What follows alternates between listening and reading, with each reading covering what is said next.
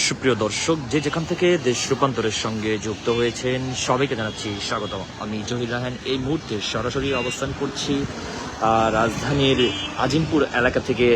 একটি এসএসসির কেন্দ্র থেকে আপনাদেরকে সরাসরি যুক্ত করেছি এবং দেশ রূপান্তরের ক্যামেরার মাধ্যমে আপনাদেরকে দেখানোর চেষ্টা করছি।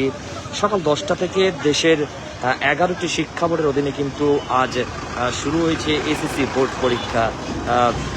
2026 সালের যে মাধ্যমিক পরীক্ষা সেটি কিন্তু শুরু হয়েছে আজ সকাল 10টা বাজে। মোট 30,666টি শিক্ষা প্রতিষ্ঠানের কিন্তু 18,57,344 জন কিন্তু শিক্ষার্থী পরীক্ষায় কিন্তু অংশগ্রহণ করেছে। এর মধ্যে কিন্তু ছাত্র সংখ্যা কিন্তু 9,30,305 জন এবং ছাত্রী সংখ্যা কিন্তু 9,27,039 জন কিন্তু রয়েছেন। এবারের পরীক্ষার কিন্তু পরিসংখ্যানে কিন্তু দেখা গেছে 2025 সালের যে তুলনায় 2026 সালের পরীক্ষার্থীর সংখ্যা কিন্তু উল্লেখযোগ্য হারে কিন্তু কমেছে।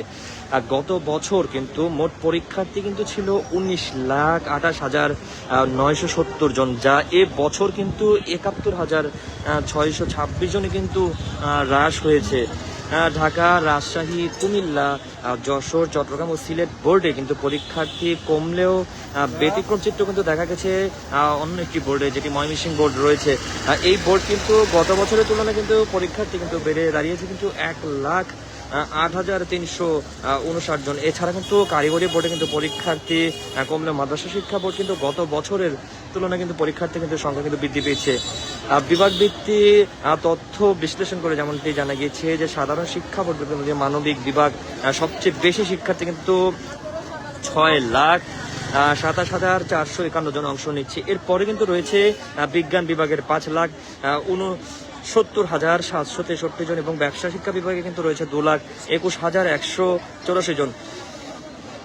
আপনারা এই মুহূর্তে সরাসরি যুক্ত করেছি রাজধানীর আজিমপুর এলাকা থেকে এবং আপনাদেরকে দেখানোর চেষ্টা করছি আজ কিন্তু শুরু হয়েছে 2026 সালের মাধ্যমিক স্কুল সার্টিফিকেট এসএসসি ও সমমানের পরীক্ষা। সকাল 10টা বাজে কিন্তু শুরু হয় এই পরীক্ষা এবং শেষ মুহূর্তে কিন্তু আমরা দেখেছি যে বেশ কয়েকজন শিক্ষার্থী কিন্তু প্রবেশ করেছিলেন এবং সেখানে কিন্তু এক ধরনের উত্তেজনামূলক কিন্তু পরিবেশও কিন্তু সৃষ্টি হয়েছিল। শিক্ষার্থীরা শেষ মুহূর্তে প্রবেশ করছিলেন এবং সেখানে বেশ কিছুটা প্রসেসিং ছিল, যেমনটি তাদেরকে স্বাক্ষর করে ভেতরে প্রবেশের অনুমতি মিলছিল, সেটি অভিভাবকরা বাইরে থেকে দেখছিলেন এবং অভিভাবকরা এক প্রকার কিন্তু ক্ষোভ কিন্তু প্রকাশ করেছিলেন। তারা অভিযোগ করছিলেন যেমনটি সড়কে যানজট সৃষ্টি হওয়াতে তাদের আসার পথে বিঘ্ন ঘটেছে, এমনটি কিন্তু অভিযোগ করছিলেন। এবং আপনারা দেখতে পাচ্ছেন যে কিছুক্ষণ আগেই কিন্তু এখানে প্রবেশের যে পথ রয়েছে সেটি কিন্তু বন্ধ করে দেওয়া হয়েছে এবং 10টা বাজে কিন্তু আরম্ভ হয়েছে এসএসসি পরীক্ষা। এর বাইরে কিন্তু অপেক্ষা করছেন অভিভাবকরা, দীর্ঘ অপেক্ষা করছেন। অনেকে কিন্তু অনেক ধরনের কিন্তু মনোভাব কিন্তু নিয়ে আছেন পরীক্ষা কেমন হবে, এমন গার্জিয়ানদের মধ্যে কিন্তু এমন ধরনের কিন্তু মনোভাব কিন্তু সৃষ্টি হয়েছে কি হবে, এক ধরনের টেনশন কিন্তু তাদের মধ্যে কিন্তু কাজ করছে। অপরদিকে কিন্তু পরীক্ষার্থীরা কিন্তু কেন্দ্রের ভেতরে কিন্তু পরীক্ষা দিচ্ছেন এবং পরীক্ষা শেষ হলেই কিন্তু তারা জানতে পারবেন পরীক্ষা কেমন হয়েছে এবং আজকের পরীক্ষা কি ছিল। আপনাদেরকে যদি আরো একটি বিষয় যদি আমি জানিয়ে রাখি,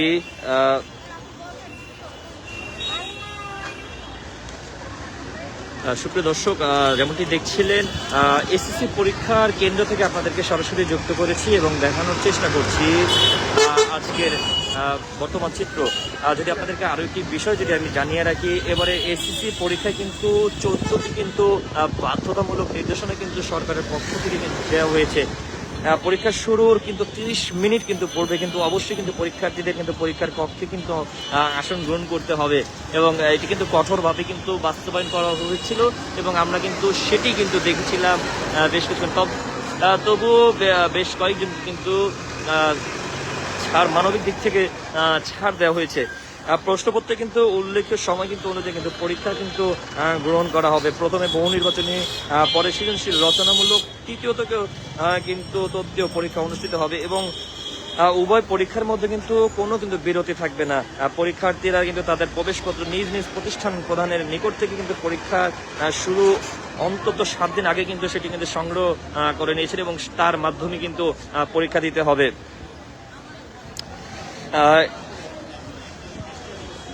শারীরিক শিক্ষা, স্বাস্থ্যবিজ্ঞান, খেলাধুলা এবং ক্যারিয়ার শিক্ষা বিষয়গুলো কিন্তু জাতীয় শিক্ষা এবং পাঠ্যপুস্তক বোর্ডের নির্দেশনা অনুসারে কিন্তু ধারাবাহিক মূল্যায়নের মাধ্যমে কিন্তু প্রাপ্ত নাম্বার কিন্তু শিক্ষা প্রতিষ্ঠানগুলো কিন্তু সংশ্লিষ্ট কেন্দ্রকে কিন্তু সরবরাহ করবে। সংশ্লিষ্ট কেন্দ্র ব্যবহারিক পরীক্ষার নম্বরের সঙ্গে কিন্তু ধারাবাহিক মূল্যায়নের প্রাপ্ত নম্বর বোর্ডের ওয়েবসাইটে কিন্তু অনলাইন কিন্তু প্রেরণ করবে। পরীক্ষার্থীরা কিন্তু তাদের নিজ নিজ উত্তরপত্রে কিন্তু OMR ফরমে কিন্তু পরীক্ষার রোল নম্বর, রেজিস্ট্রেশন নম্বর, বিষয় কোড ইত্যাদি যথাযথভাবে কিন্তু লিখে বৃত্ত ভরাট করবে।